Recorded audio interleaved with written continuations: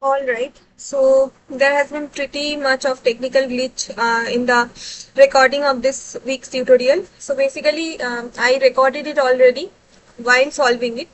But because of some technical glitch in the screen recorder app that I was using, the video did not get recorded. The screen did not get recorded. Only the audio was recorded, and because of the same reason, now I have to re-record it basically. So this is the same reason that you will see now that all the problems are already solved in this page. On this in this tutorial page, all the problems are solved because I have already previously solved them while explaining them. But because I have to again record it, so what I'll do is now is that I'll go through the problems, I'll show you the solutions, and I'll explain the reason why I solved it like that. And only thing is that I'll not be writing alongside, but I hope you can understand that, because anyway this is not something that will be very difficult to catch up with, right? So let us start. I'll be pointing out where I am wanting you to look at by this laser pointer. So just focus on when I am indicating to some diagram or anything. So let us read the first question, that a lot of spring-based mechanism can be analyzed using the potential energy diagram, provided we ignore friction. As an example, consider an artificial leg shown in the adjacent figure.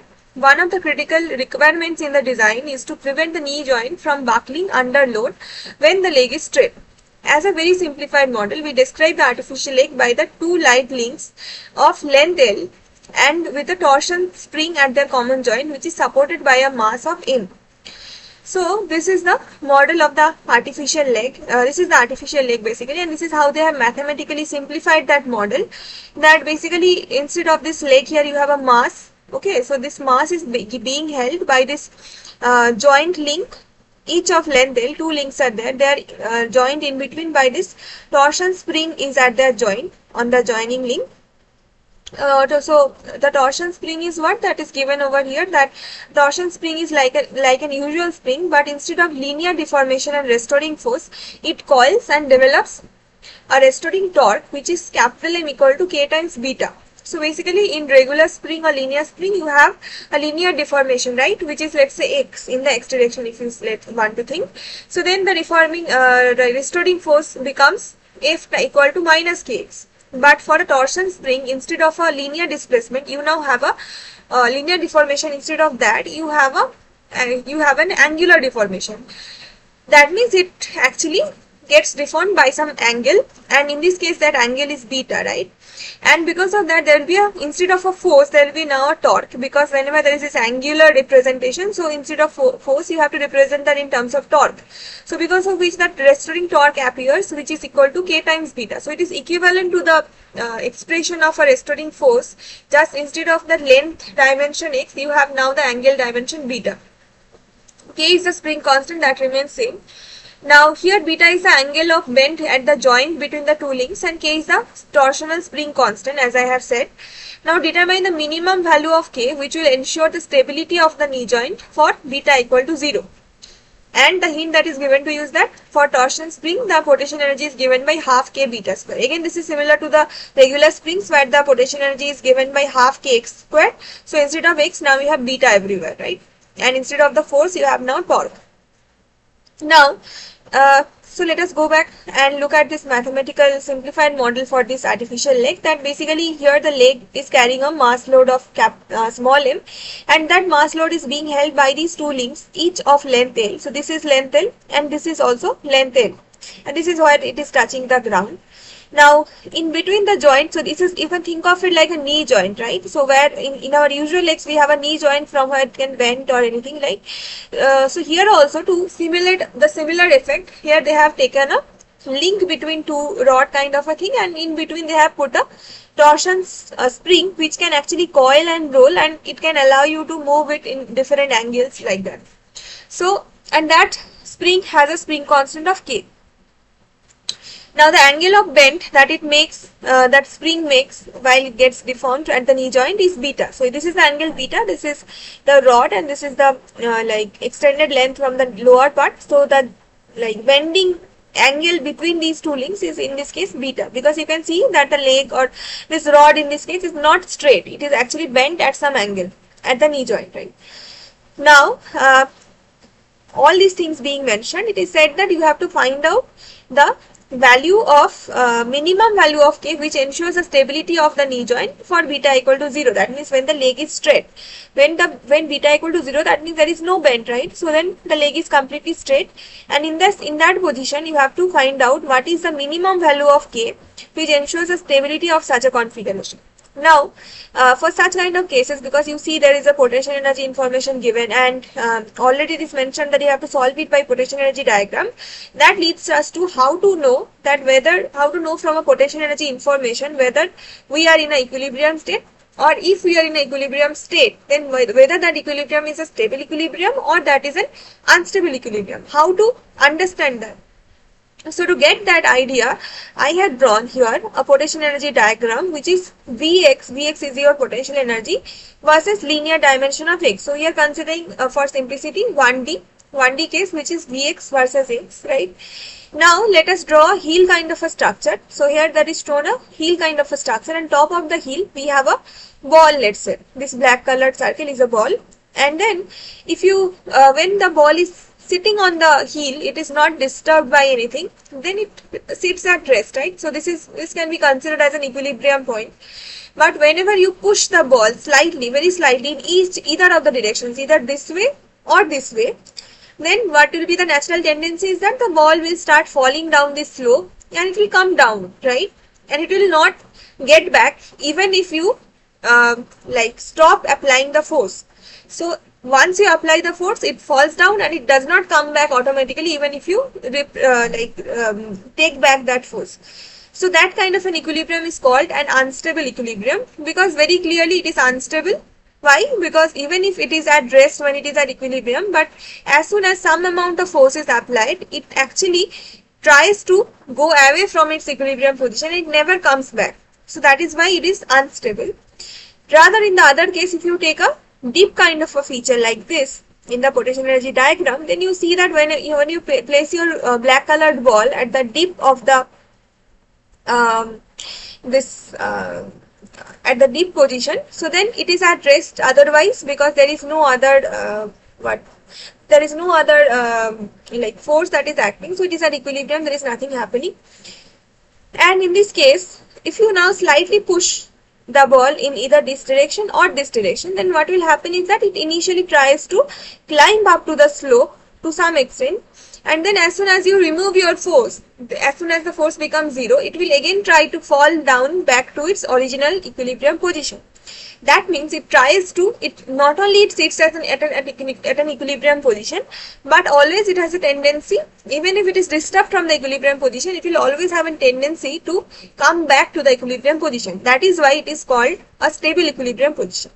So from here clearly we can identify two things, that an unstable equilibrium is basically a maxima of the potential energy diagram, and a stable equilibrium is a minima point of the potential energy diagram. So here that is mentioned in a summary that this is a minima, this is a maxima. Let's say this point is x1, this point is x2. Now this is minima, so this is a stable equilibrium. This is the maxima at x2 is an unstable equilibrium. So we have also shown another minima. Let us we do not need to consider that for now. But let us now take that. Let's say for equilibrium position is given. So what does equilibrium mean? So equilibrium means that there is no unbalanced force anywhere, right? So the force components are balanced, or the net force is 0 for each of the components of x and y. So that is what it is mentioned, that sum over Fy, all the components of force in y direction sum is equal to 0, and sum over Fx, that the component of force in x direction sum is also 0. So then when equilibrium is satisfied, then this condition is satisfied. But the other thing is that force means derivative of the potential energy with respect to position, that is F equal to minus dV dx, or it is a gradient of potential energy. So because of that, your dV dx becomes 0 automatically if your F is equal to 0. So then it means that for an equilibrium position, it does not matter whether it is stable or unstable, but your dV dx, or the first derivative of the potential energy with respect to position, will be equal to 0. That is one condition satisfied. And now to specifically identify whether that is a stable or unstable equilibrium, now you have to apply the condition for minima and maxima respectively. So for minima, the mathematical description is that for a function v of x, if x1 has to be a minima of that function, then two conditions has to be satisfied. One is that at that x1 dv dx equal to 0, and the other condition is that d2v dx2, that is the second order derivative at x1, will be greater than 0.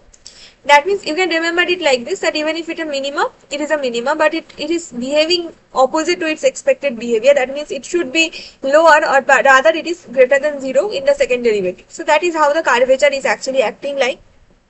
Okay, and then similarly for unstable equilibrium, let's say it is at point x2, then for the maxima condition of unstable equilibrium, the two equations has to be satisfied at dv dx equal to 0 at x2 and d2v dx2 is less than 0 for x equal to x2. That means for minima the second order derivative is greater than 0, and for maxima the second order derivative is less than 0. So these are the two main conditions. Now based on this we can start solving this problem. So here I have shown a little bit of how normal spring and a torsion spring are different. So in this case there is a linear normal spring is given. It is at rest right now. It has a spring constant K. Now this is a fixed point where the spring is fixed, this dashed line.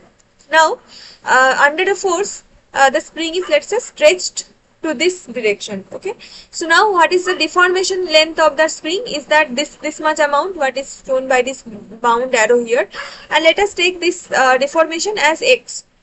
Then the restoring force F will be minus k times x, where k is greater than 0, obviously, because then v what will be the potential energy. So in such case a linear spring or a regular spring, the potential energy is simply half k square. Now simply for a torsion spring, if you compare, so torsion spring has an angular deformation, and you take that angular deformation as beta. So then the restoring torque, instead of a force there is a restoring torque, here is tau equal to k beta or minus k beta. If you consider the restoring direction, that means it is trying to get you back to its original position. So in force there is a minus sign, so in the problem here there is no minus sign given in the torque. Basically it is k times beta. In dimension you can match like that. And what is more important to us for this problem is that the potential energy. So the potential energy is basically V of beta now, because it is a function of the angle beta, is equal to half k beta square. So instead of x you have now the angle beta. So this is the idea of a torsion spring. Now let us see what is the solution that I had already done earlier and how to solve this problem. Okay, so this is problem number 1 solution given, that you have this block of mass m, that is basically your leg's weight, or leg's mass, and that is carried over by these two lengths L and L length each. In between there is a torsion spring. Now this bent angle is beta. This is the extended part, and if you extrapolate that length, and this angle that it makes with the upper link is L, is beta, basically because it is bent by beta angle. Now my idea here is that you can also connect, if the leg is in straight position, that means it is not bent at the knee joint, then beta equal to 0, then what happens is that this whole thing comes as a straight line, which is this dashed line over here, AC or AOC we can say. So that straight line is basically when the leg is not bent by some angle. So that we have connected by dashed lines, and we take this height from A to C, that is from the mass lower point to the ground. This height we have taken by small h, and this point where the spring is set is taken as B. Now just think of this triangle ABC. So this is a triangle which has two equal arms, L and L. So that means these two angles will also be equal. Okay, these two angles, just look at my pointer, that these two angles are also equal. Now because this angle is beta, right? So this angle is beta means this orange colored angle that is marked here will be 180 minus beta, because this total thing is 180. Then this angle and this angle automatically becomes beta by 2, because the net angle sum of the triangle ABC has to be 180. So because of that, this angle and this angle are equal, and each of value beta by 2. So that is what I have shown here. Now you can take each of the triangles, which is right angle triangle AOB, let's say, where this angle is a right angle or 90 degree.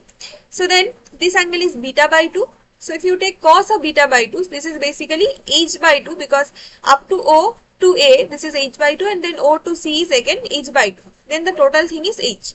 So for this triangle, which is of 90 degree angle on one side, AOB triangle, this cos of beta by 2 is equal to the base which is h by 2 divided by this length which is L, right? Now your h will be like 2 of L cos beta by 2. Done. So now the net potential energy is expressed as a summation of gravitational potential energy plus the torsion spring's potential energy. So one part comes from the gravity and the other part comes from the spring. Now for gravity you already know the formula for potential energy, that is basically mg times h. If mg is your weight because of the gravitational acceleration g, and if it is at some height h above the ground, so then the potential energy that it develops is mg times h. So in this case the height that it effectively has is small h, so this is mg, this mass is m, small m, so this is mgh. Plus the spring's potential energy is half k beta squared, so that is also there. Now you have to express this whole thing as a function of beta so that you can take all the stability analysis conditions of the potential energy function. So then to express in terms of beta is simple because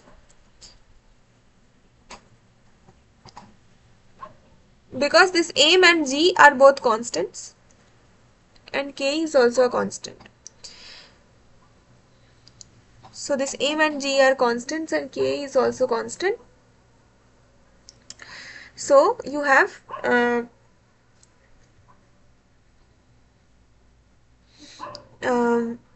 right, so you have only parametric that is changing in this case as a parameter is basically this angle beta, and this is, in this case, this is h. Now you have already expressed or found out what is h in terms of beta, right? So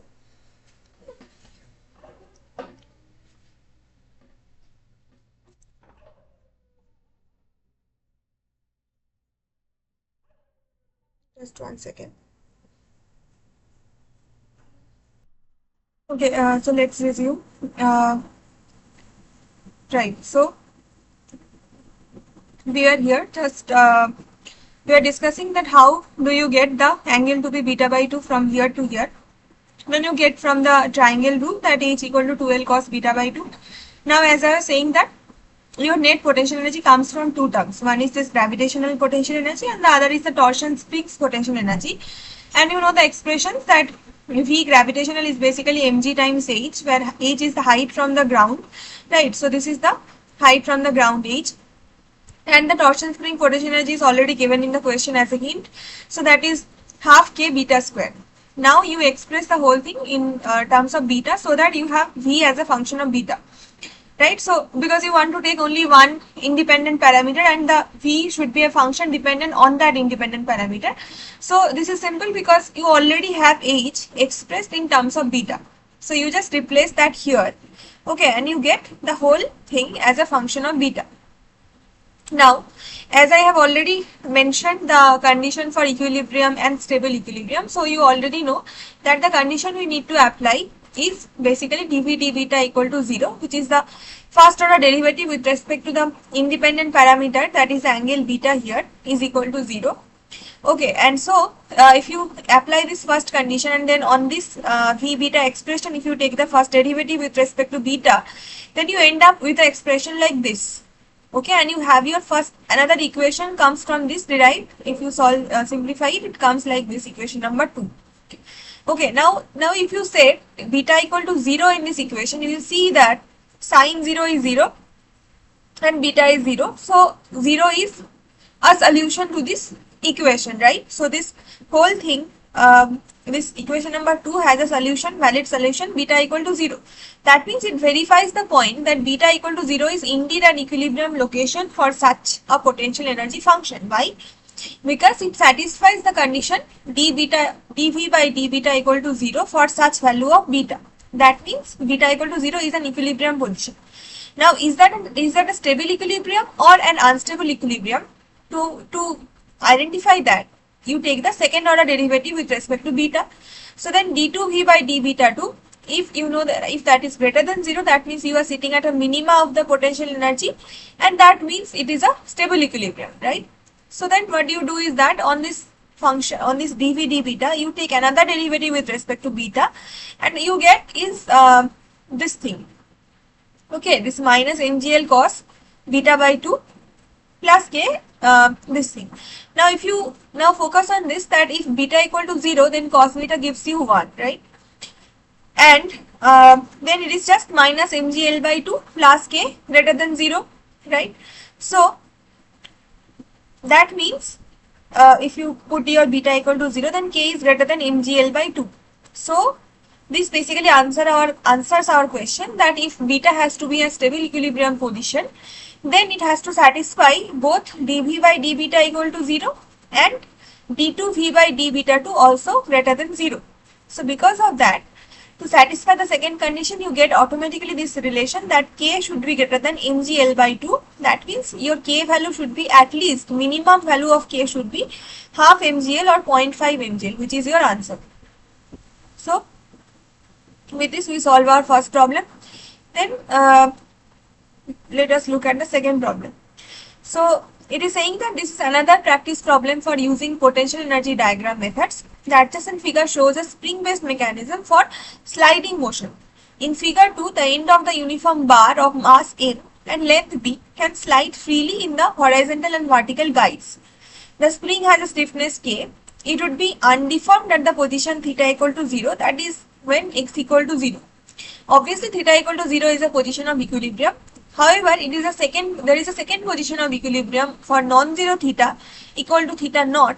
Note that both the quantities mg representing weight and kb related to spring force have the same dimension of force.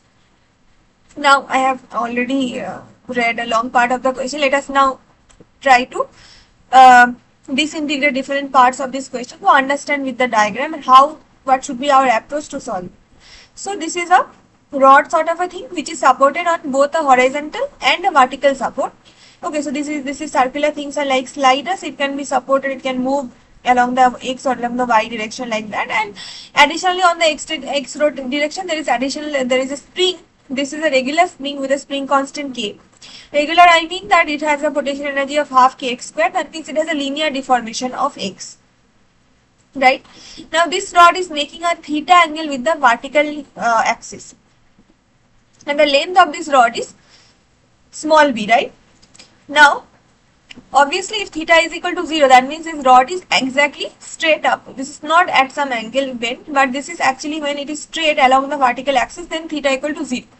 So then your x will also be 0 because x is basically your deformation length because it has been bent by an angle theta. So if it comes vertically straight down, then it has no deformation length, so then x also equal to 0. And it is particularly mentioned in the question that theta is a position of equilibrium for this kind of a potential energy problem. Now, it is obvious that first you have to know what is the potential energy net expression for such problem, and then you have to figure out, okay, theta equal to 0 is one of the equilibrium positions. It is not mentioned whether that is stable or unstable, but one of the equilibrium positions.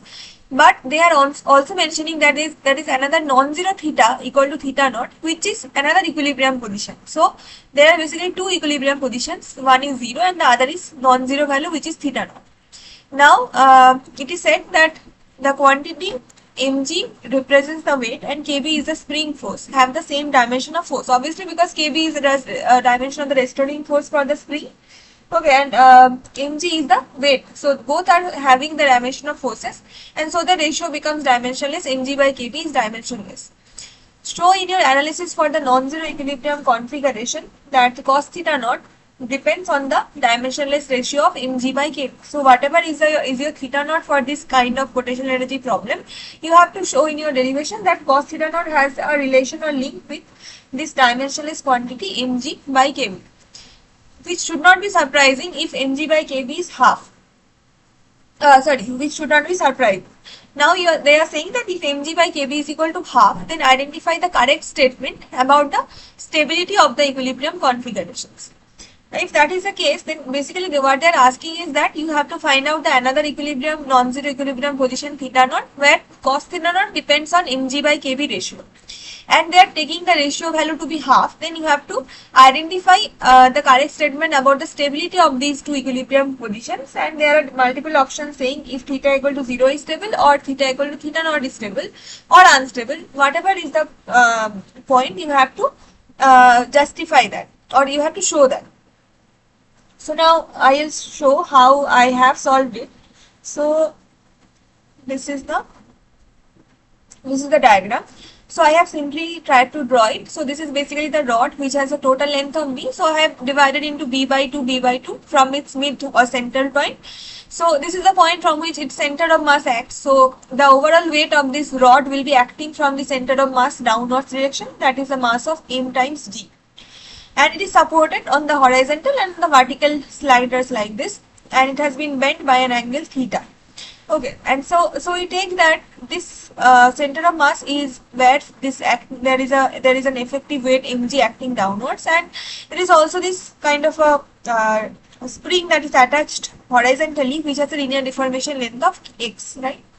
Now from the triangle rule, if this angle is theta and this angle is 90 degree, so to make it 180 degree as a whole, this angle automatically becomes 90 minus theta, right? And you take this overall height from ground to this point as h. So if you divide again from the center of mass point line, so it is dividing or cutting it into two halves. One is h by 2 and another is also h by 2. Now from this triangle, if this horizontal distance is x is what? X is basically the deformation length of the spring. Deformation because this rod has been bent by some non-zero angle theta, and that is why the spring that it is attached to on the horizontal axis, it has been expanded and has been stretched basically, and it is giving a deformation length of x to up to this length. So that is, from this triangle you can know the x value. X is basically this b, total b cos 90 minus theta. That is how we calculate. So this is basically cos 90 minus theta is sin theta. So this is b sin theta. And h becomes b sin 90 minus theta, which is basically b cos theta. Now your net potential energy, you have to already, you know that you have to find out that, because you have to apply the stability condition or equilibrium position on the vx, v or v theta function in this case. Now it will have an angular dependence again because there is a theta term. So you have to represent the whole function of v as a function of theta. So one is this gravitational potential energy, which is same as you have seen before. So this is mg times the height. But in this case, because mg is acting from the center of mass, so you have to remember that you should not take the whole height of h, but you need to take the height from ground up to the center of mass point, which is basically h by 2 and not the full h. So the gravitational potential energy becomes mg into h by 2, and the potential energy from the spring's displacement, which is attached to the horizontal axis, that spring has its own potential energy because of its deformation length x, and that energy is half kx squared. Now because you know h in terms of theta, so you replace that here, that h equal to b cos theta, and x you also know in terms of theta, b sin theta. So you replace everything here and you get v as a function of theta only. Now you apply your equilibrium condition, that dv d theta equal to 0 if you want to see the equilibrium positions. So you have to solve this equation. So what you do is that on this you take the first order derivative with respect to theta, and that is what I have done here. Okay, so that is simple. And then you get the roots out of this. So there are two roots that are coming out of this equation. One is that this b cannot be 0. So because b is the length of the rod, b cannot be 0. So the only two options for making the right hand side 0 is that either sin theta equal to 0, which ensures that theta equal to 0, because theta equal to 0 gives sin theta 0. And so theta equal to 0 is one of the equilibrium locations. That is mentioned in the question already, that theta equal to 0 is an equilibrium location. And the other part, if the other part is 0, that also ensures that the right hand side is 0.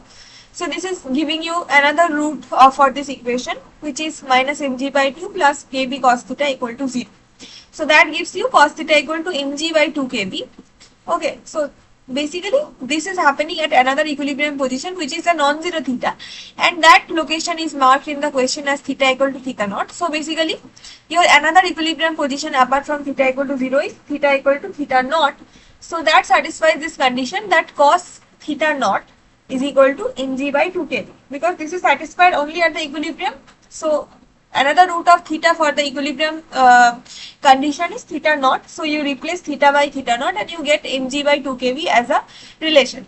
So it satisfies what is asked in the question, that obviously your cos theta naught is coming as a dependent term on mg by kb ratio. Now your theta naught can also be represented as cos inverse mg by 2 kb. right? So this is another non-zero theta equilibrium position. Now, because in the question it is explicitly mentioned that mg by kb can be taken as half, so that we make sure that theta naught is equal to cos inverse half into half, which is 1/4. So basically cos theta naught equal to 1/4, right? Now, to get whether this is a stable or unstable equilibrium, you calculate the second order derivative d2v by d theta 2, and you take a derivative on this term. Okay, so you get a term equation like this. Okay, so from here you see that your cos 2 theta term is coming, because you can represent your cos square theta minus sin square theta as cos 2 theta. Now when you take the second order derivative and you put theta equal to 0 here, so cos theta is cos 0, that is 1, and cos 2 theta is also cos 0, that is 1 again. So this is basically minus mgb by 2 plus kb squared. Now you have this mg by kb is equal to half, so you can represent your mg as half kb, right? So this is half times half kb into b. So that is the whole thing expressed in terms of b, and the second term was already in function of b. So what you get is that plus 3/4 kb squared by solving this, which is a positive value because k is a spring constant which is always positive, and b squared is a squared quantity, so already it is positive, and again it is a length quantity, so it cannot be negative anyway. So the whole thing is 0, whole thing is greater than 0. That means your d2v by d theta 2 is greater than 0, or it means that at theta equal to 0 there is a minima of this function v theta, which ensures that theta equal to 0 is a stable equilibrium position. That is one part of the question answer. And the other angle theta equal to theta naught, if you plug in that here, you will get that d2v by d theta 2 at theta naught becomes, if you plug in theta naught on all these cases, so you know already cos theta naught value from the earlier solution, that it is 1/4.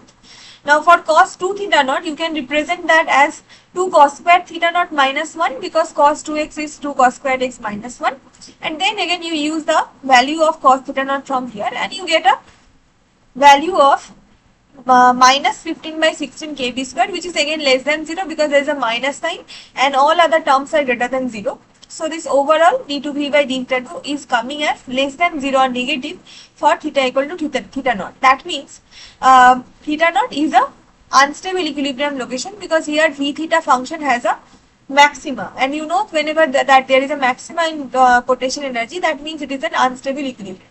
So our answer will be that theta equal to 0 is your stable equilibrium point, and theta equal to theta naught is the unstable equilibrium point. So let us see whether I have marked it accordingly.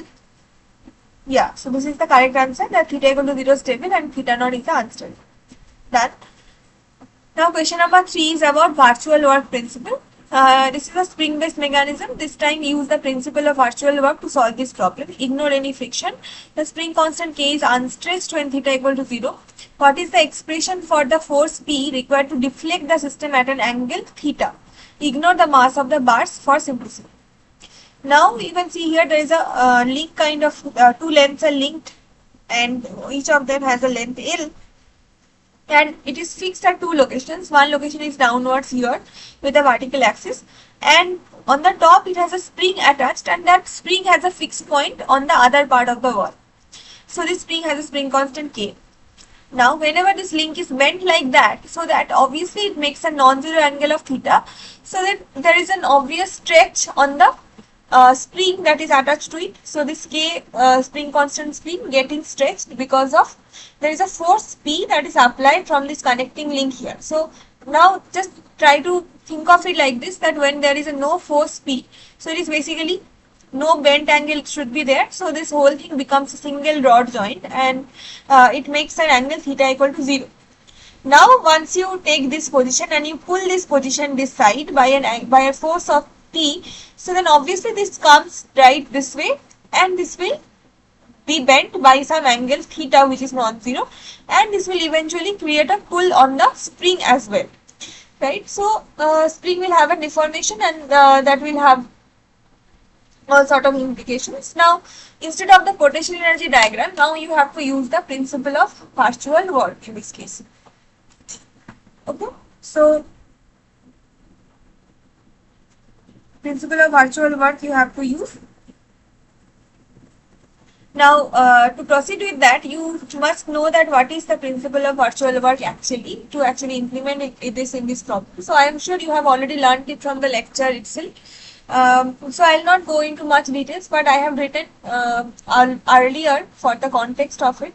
So, I'll briefly mention what is the principle of virtual work in this problem. So, here the question number 3 starts that application of principle of virtual work. Okay, so I think the pointer option, no, it's a pointer.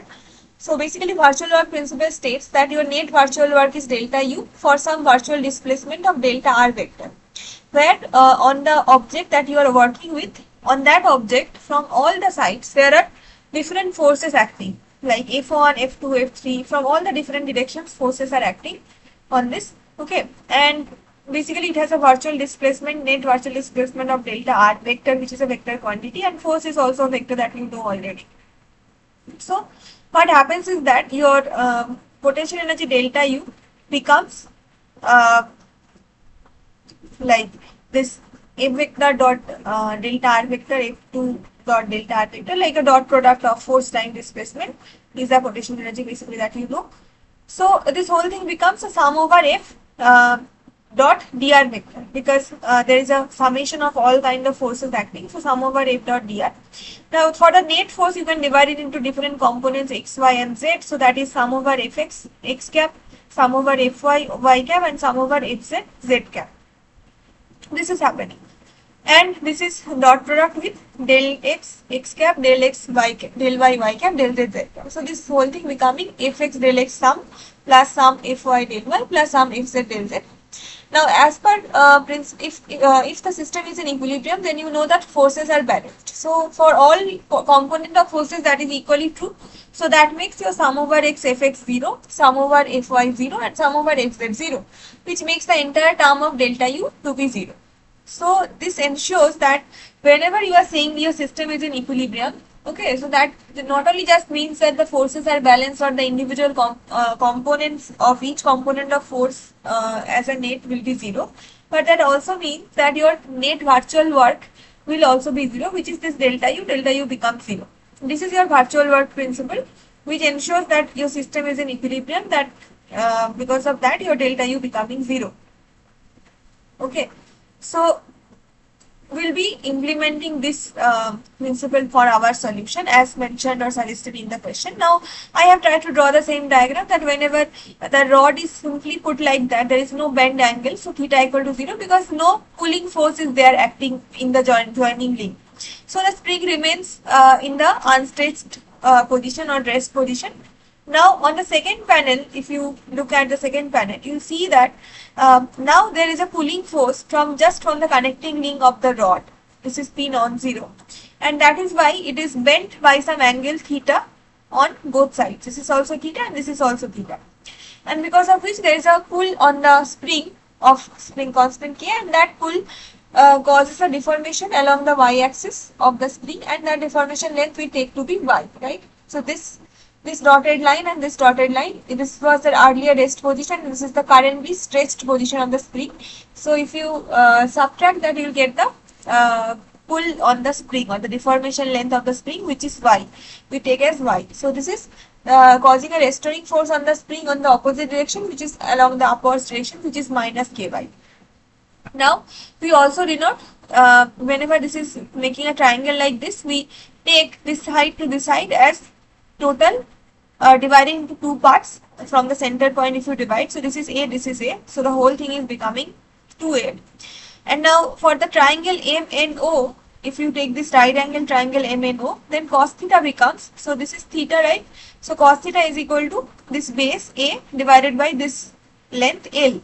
So sin theta is equal to, again, if you take this horizontal distance to be x, x is nothing but the displacement of the central point of the rod from its earlier location. So earlier it was here, now it has been stretched because of this force pull, so that is displaced or by some displacement length of x. So sin theta is equal to then x by L, or x equal to L sin theta, right? Now the initial vertical length for this point was L plus L equal to 2L. Now the final vertical length now it will be reduced, because now it is not the entire L, because it is bent like that. So now the particle position is basically 2 times A, and A you know to be L cos theta. So this is 2L cos theta. Now you know that cos theta is always greater than equal to 1. Less than equal to 1. That means its maximum value is 1, which ensures that this length, this final length of the spring is either equal to or less than the initial length.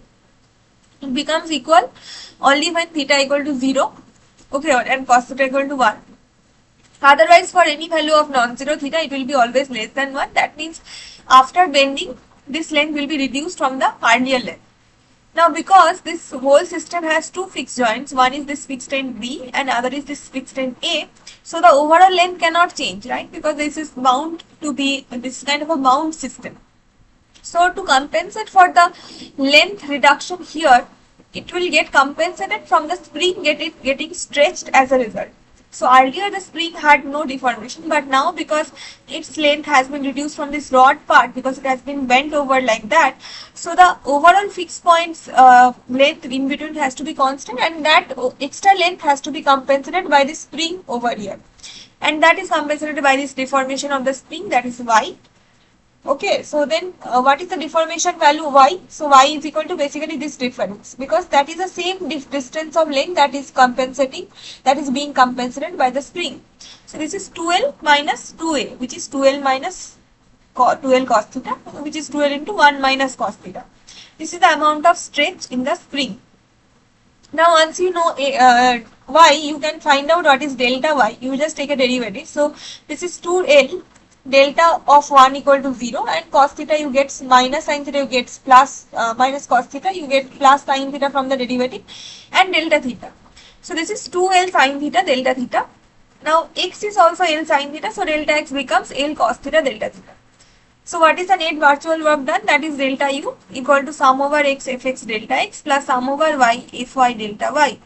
And you know that the only horizontal force acting on this case is basically this P, that is a right side, rightwards directional force, which is sum over Fx equal to P. And the overall vertical force that is acting upwards, that is sum over Fy, which is minus K times Y. So basically you put that here, you plug that in. So this is P delta X minus Ky delta Y.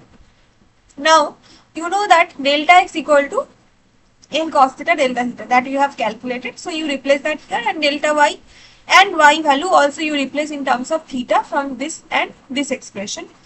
So what happens is that you get your entire delta u in terms of theta and delta theta.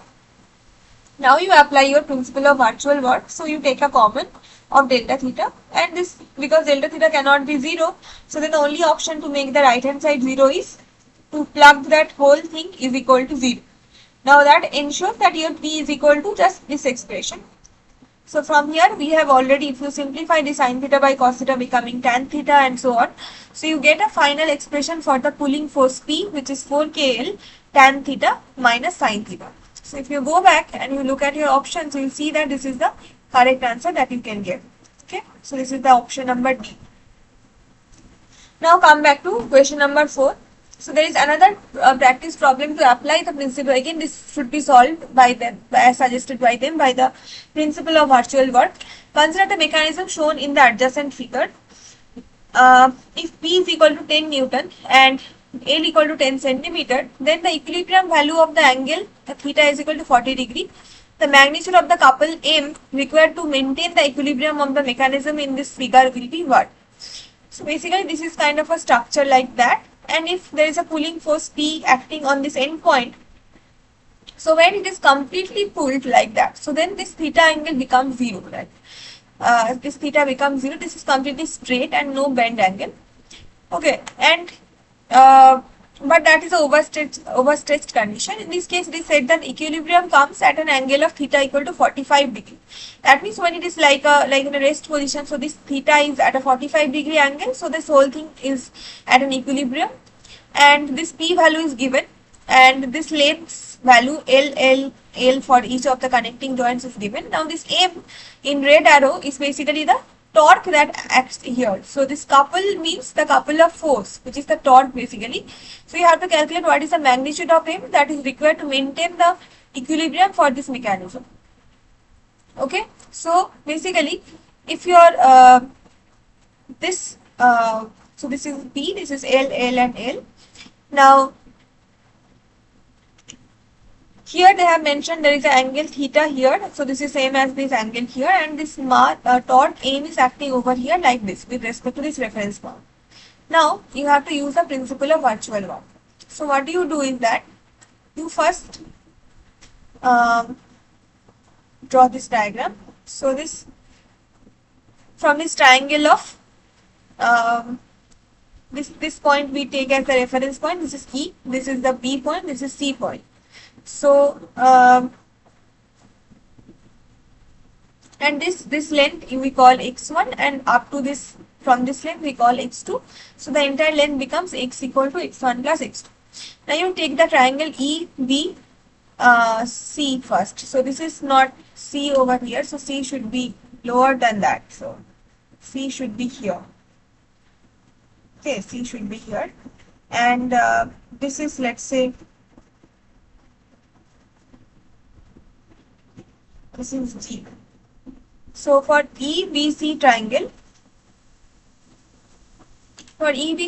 you get your cos theta is equal to x1 divided by 2L, right? So this x1 equal to 2L cos theta, and from the triangle FGD, so instead of C you have to write down this is FGD because they are not the same point.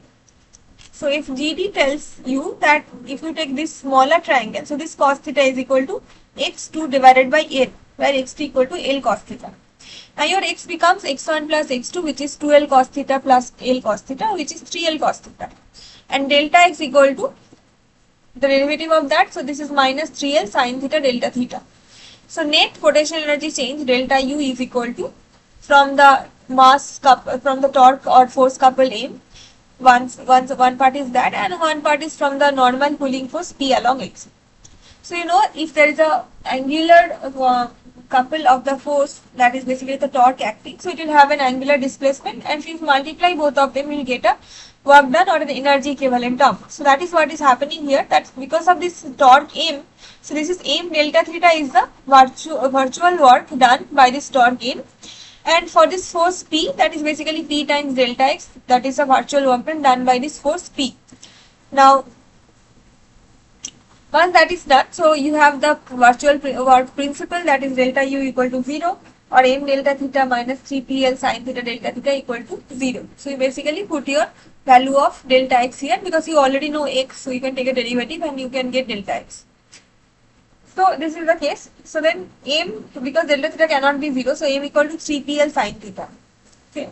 So P is equal to 10 Newton, and if we put the L value to be 0.1 meter, which is 10 centimeter, and because theta equal to 45 degree is an equilibrium position, so that is sin 45 degree. So finally you get M is equal to, this whole thing is equal to 2.1 Newton meter. So this is the correct answer actually. So how have you calculated using virtual work? How to calculate using virtual work principle, that I have already also shown.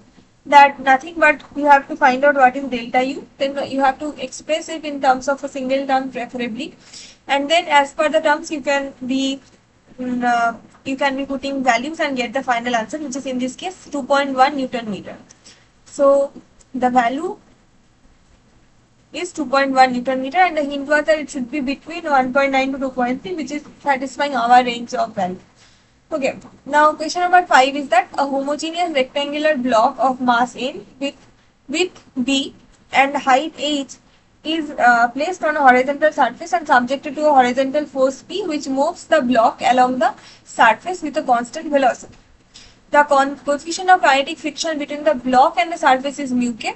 If b equal to 2m, then determine the greatest value of h so that the block will slide without tipping over. So this mass block has a mass of m, this is the height capital H, and this is the width of d, and there is a force that is pushing it towards this direction, which is this P force, horizontal force, and this force is acting at some height small h from the base, and mu k is the action of coefficient between this block and the floor. Okay, so now you have to determine the greatest value of H so that the block will slide without tipping over. So first of all, choose a page where we have solved it. I have solved it already. So this is the block. Okay, and so it has a center point that we call as O, and this point we call as A, and this point, if you like extrapolate their points, this is B. So we call this angle as theta. This angle of O as theta. And basically the condition that if the box tips over, so if it tips over, it has only point of contact with the ground via this, because the external force P is equal to acting towards this direction, pushing it. So it will have to have some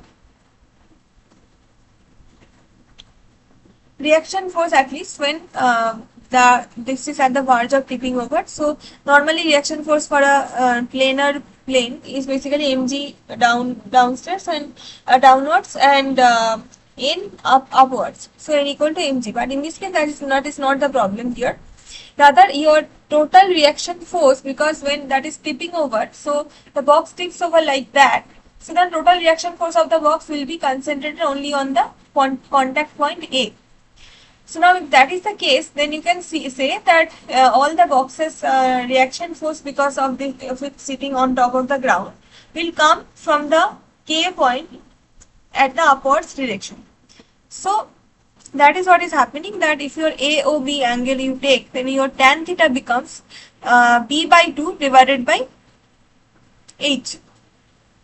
So B by 2H K is equal to mu K, because you know that for friction, for function of fractional coefficients or frictional coefficients, so you get your mu K is equal to tan theta, and that is also expressed as B by 2H here. So basically this is H equal to B by 2 mu K,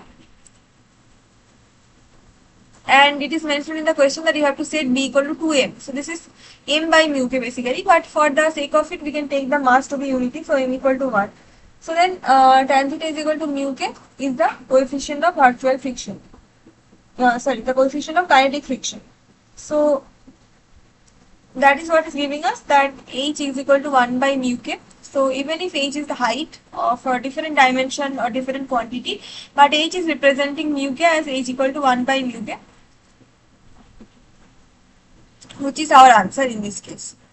So our answer here will be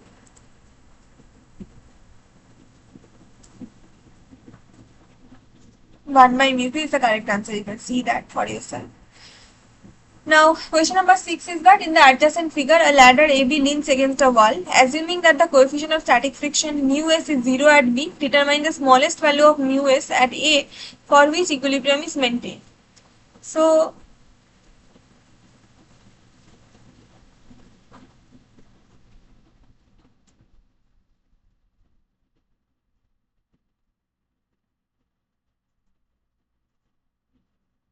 let us find out what are the forces that is equivalently acting for this problem. Okay, so first of all, there is this rod. So it is acting. It is being supported by this horizontal stand and this vertical stand. And the coefficient of friction between this horizontal part and the rod is given as mu s. So now, because it will have a tendency to slide like this, that it goes towards the left in the horizontal axis. So obviously friction will be acting in the opposite direction to the natural tendency of motion. That is why your Fa, which is the frictional force at point A, acting towards the right, which is mu s times Na. But Na is the reaction force, because this point A is in touch or in contact with the object, and the ground there is a contact, so that reaction force is in a perpendicular direction, and this reaction force is NB, which is also perpendicular direction with respect to this base. So basically, and this length is given to you as 6 centimeter. Okay, and so the load that is acting downwards from the center of mass is W. Now, frictional force at A and B points are Fa is equal to, in the plus x direction, mu s Na, and Fb is because this rod will have a natural tendency to fall down, so it will have a tendency towards minus y axis. That is why the friction is towards the plus y axis, which is mu s times Nv. Now under equilibrium, the total torque becomes zero, because as well as force balance, the torque balance is also satisfied under an equilibrium state. So then with respect to A, if you think that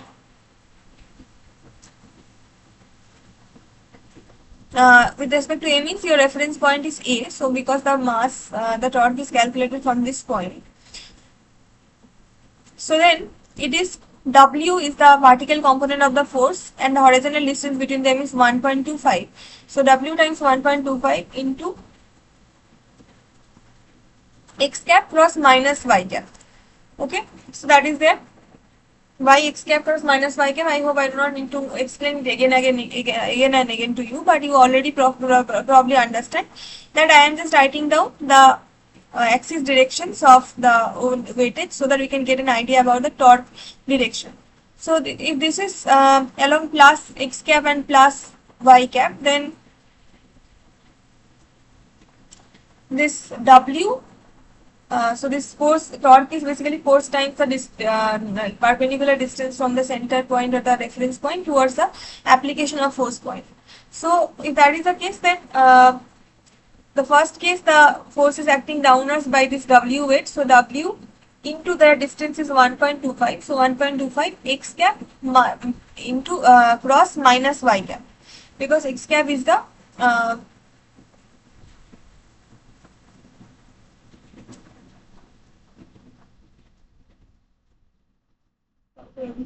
so basically this happens. So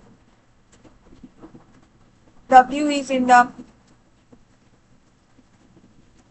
this should be r cross f, right? So r cross f means r should be this distance from this A point to O point. So that is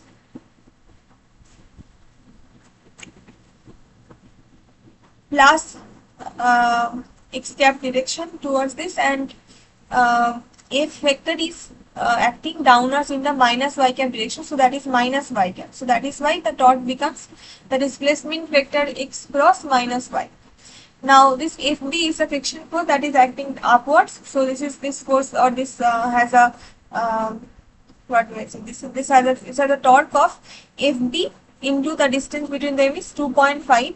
2.5 is nothing but the calculated. So this is taken as 2.5.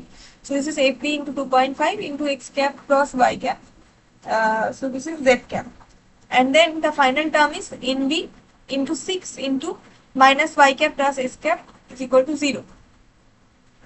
So basically, if you are taking your reference point as A, so all the forces and torques that are exactly dependent on the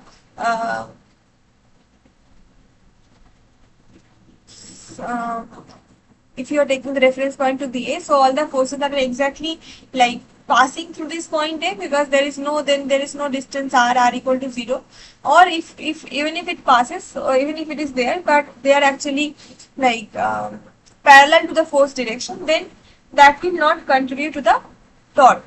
So that you already know from before, that we only forces that contributes to the torque are given here in as far as the expression given.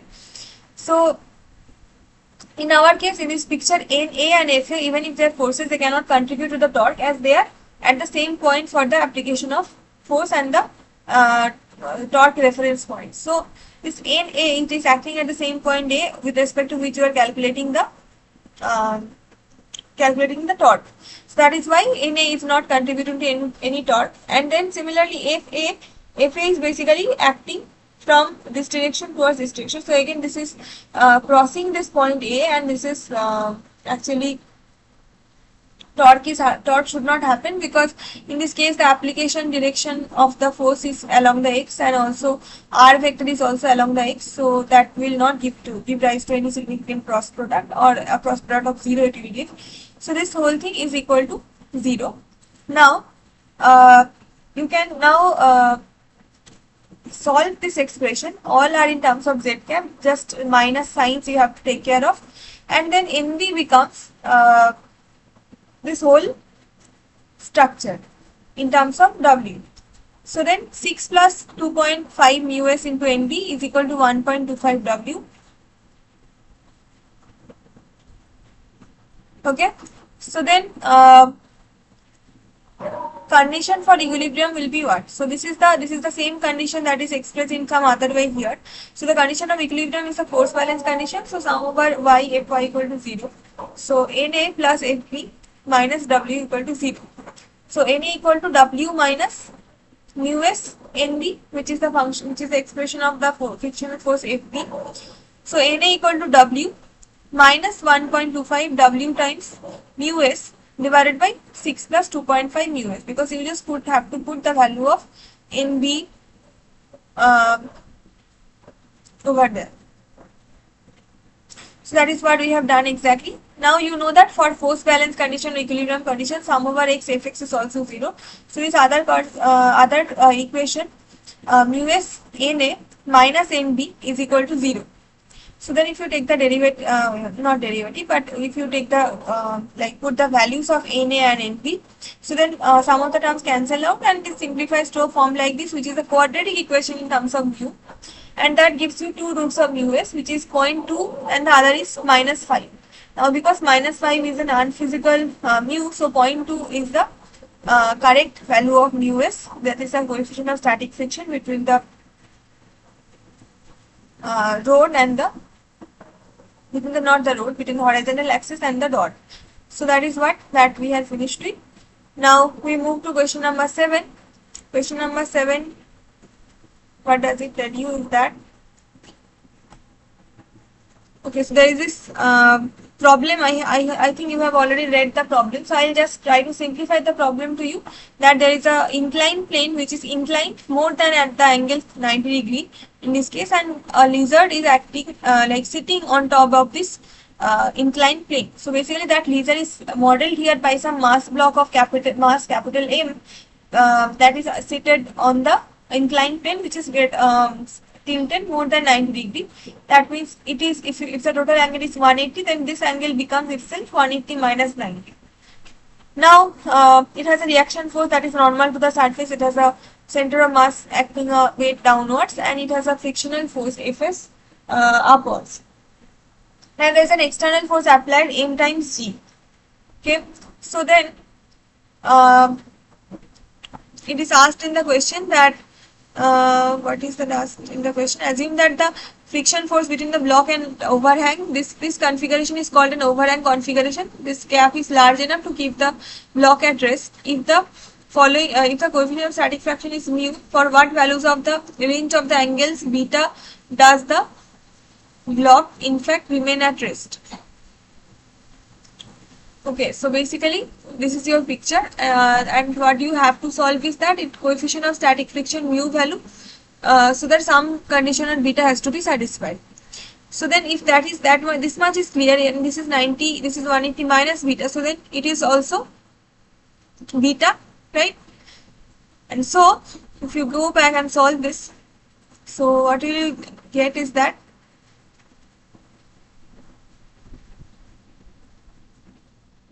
so this is the angle 180 minus beta, the total inclined angle. So this angle is beta, and if this is beta, so this is also beta, and then this whole angle is 90 degree. 90 degree from here. So this total angle here is 90 degree, and this total thing will be 180 degree. So that does not matter now. So now what are the forces acting in this case? And you know the equilibrium condition, that sum over forces on the x direction, that sum over Fx equal to 0 and sum over Fy equal to 0. So in equilibrium, if Fx is sum is 0, so that means it is its reaction force will be acting in the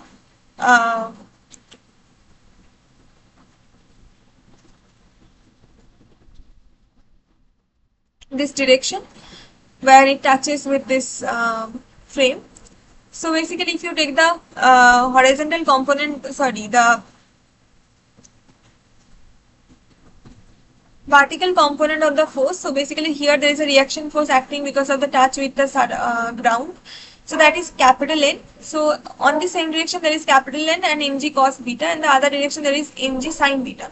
So n becomes, in this whole thing becomes 0 as sum over Fx equal to 0, and n equal to mg cos sin beta minus mg cos beta. Now the friction force Fs equal to mu s times n, right? So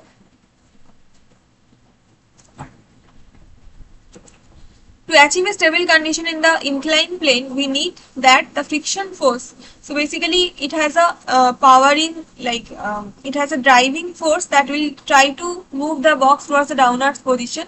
Which are there are two components. One is mg cos beta on this direction, and the other is also mg sin beta. So one of the mg's is contributing to each of that. So then for a steady condition, inclined plane or static condition, we need that your Fs is greater than equal to sin beta plus cos beta. Why? Because Fs is acting in the opposite direction to the natural tendency of the motion. So if that is the friction, so that helps actually not to slide down the, that helps the block not to slide down the plane. So that is why if has to be in equilibrium, then Fs has to be greater than equal to the net force now acting in the downward direction, which is mg cos beta plus sin beta. Now because Fs equal to mu s times n and F is less than equal to Fs, so basically F maximum value is also mu s times n. So then once you do this, so you have this tan beta minus 1, tan beta plus 1 is greater than equal to 1 by mu s. Now, because you have to like rearrange the terms where the mu comes in the addition sub and the ratio format, and tan beta comes freely on the other side. So what do you do from here is that you take denominator plus numerator divided by denominator minus numerator. So that is valid, and you have to do this on the both sides of the inequality. So we get tan beta plus 1 minus initially is plus tan beta minus 1 divided by tan beta plus 1 minus tan beta minus 1. So that is mu s plus 1 divided by mu s minus 1. So that is tan beta is greater than equal to mu s plus 1, mu s minus 1. That is your answer finally, that the beta value has to be like this.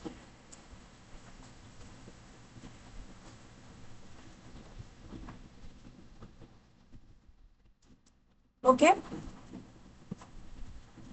And finally, the final question, if you take a look at that, so you have got the correct answer. This is this answer, or here the option number A. Now the final question is that a flexible cable is there which supports on the which supports a 100 kg load, and it is passed over a circular drum. So this cable has now two ends. One end is supporting the 100 kg load, and the other end is actually there is a like this pull or this some action force is given, line which is P on this axis, but when that is applied, so this circular disc actually rotates, and it actually this cable length kind of bends from the horizontal position and make an angle theta or make an angle alpha. So this is alpha, and this whole angle is 90 degree. So this central point is O. So then if you try solving it. Yeah, so up to this everything is fine. Now you have to implement, you can implement the formula directly given in the lecture, that t theta is less than equal to t theta equal to 0 e to the power of mu theta. So you can directly start from that it is a condition for equilibrium on the tension of the cable, and this is so how does this part come? So you can just need to or go back to your lecture videos or lecture content. So you will see that one small part of infinitesimal angle d theta has to be taken from this, and on both ends there is t theta and t theta plus delta theta, and for it has been divided into components with an angle of d theta by 2. So if this is p theta cos d theta by 2, then this is t theta sine of d theta by 2, and for similarly like this also. So basically your n d theta, which is a reaction force from this infinitesimal bend of the cable, is nothing but 2t sine d theta by 2, because n is in the other direction and these two t terms are in the other direction. So this is 2t sine d theta by 2 is equal to n. So that is nearly equal to 2t into d theta divided by 2, which is like t d theta.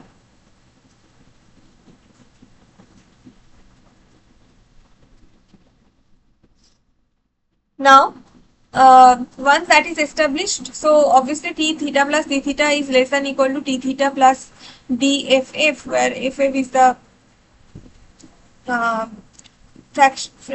like frictional force. And so T d theta plus d theta is less than equal to T theta plus d EEF or frictional force. We actually make this force effective on this case. So this is the unbalanced case. So that is T theta plus d theta is actually less than T theta plus mu T d theta. That means on the lower side the mass is heavier or the pull is heavier, and this friction force DEF is equal to mu n d theta, which is like n d theta is T d theta, right? So this is mu T d theta. Now if this is the case, then you put the value of DEF, which is basically mu T d theta, and this is the minus subtraction divided by T. So if you plug in the whole point, so this is again mu d theta less than equal to. Now you can take this theta plus d theta minus t theta is equal to dt, and you can take dt by t is less than equal to mu of t theta. So then you take an integral sign. So this gets you ln t is equal to ln theta plus ln t naught. Okay, so ln t theta by t naught is equal to mu times theta. We are basically mu times theta is directly written here. So t theta by t naught is less than equal to e to the power mu theta. So this is the same as t theta is equal to t naught e to the power of mu theta. So that is the same problem that has to be supplied or applicable here. It has to be applicable here. That t theta is equal to t cos theta e to the power of mu theta. Now if this is the actual picture where this is a bend like this and this angle is different. So it has a, on this part of the length of the cable, there is a mass load hanging downwards which is 100 times d, and on the other part the field the force is currently 0 at alpha equal to 0, and this angle is theta equal to 90 degree. So obviously t at theta equal to 90 degree will be that we do not need to calculate, but we need t at theta equal to 0 degree. So t at theta equal to 0 degree is simply nothing but 100 times 9.81. So t theta plus pi by 2 becomes t theta equal to 0 e to the power of mu s times theta, where mu s is 0.2 and theta is pi by 2. So this is 100 times 9.81, which is theta at 0, the value of t. Okay, so from here this into pi by 2. So this is nearly equal to 1572 Newton. That means you have calculated the pressure or the pulling force at point where the location of the problem was, that is at t theta plus pi by 2. So that is how we solve the problems for this week tutorial, because this is the correct answer, 1572 Newton. So we'll meet in the next class with the next tutorial.